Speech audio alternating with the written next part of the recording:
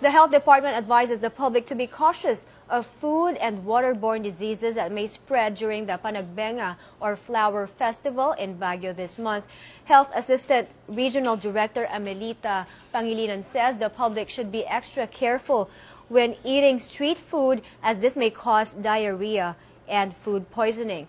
She also reminds the public of proper hygiene, such as regular hand washing. The advisory comes days after a reported increase in diarrhea cases in Baguio and the rest of the Cordillera region.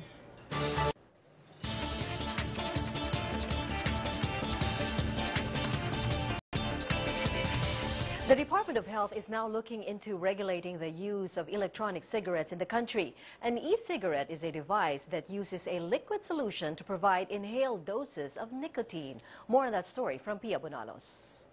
Health Secretary Enrique Ona says initial studies on e-cigarettes show evidence it can be harmful to health. Ona says the health department is already looking into regulating the local use of e-cigarettes. He says a long-term study is needed to have sufficient basis to regulate this device, which is being marketed as a safer alternative to cigarettes. We would like to be on a fairly solid scientific ground when we decide to strongly say na hindi talaga ito pwede. But at the moment, we are actually already recommending that it not be allowed, or that it be considered also as cigarette. Acting World Health Organization Philippine Representative Dr. Susan Mercado says e-cigarettes contain pure nicotine, a substance that constricts blood flow. Mercado adds nicotine could trigger heart attacks or strokes.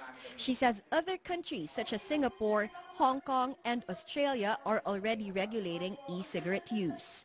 Tobacco companies have now invested on e-cigarettes, so that makes us a bit worried.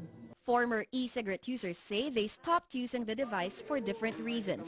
They say they have no problems with the government regulating e-cigarettes. Ito, hanggat marami kang juices, karga ka ng karga. Hanggat di nauubos yung battery, hitit ka ng hitit. Wanto sawa. Tumigil ako, gawa ng parehas lang halos ang gastos. Tapos kung i-regulate nila, okay din lang naman para sa akin. The Philippine E-Cigarette Industry Association, or PECIA, is challenging FDA to evaluate all available studies more carefully before making any conclusions. PECIA added authorities should learn what an electronic cigarette is and how it works.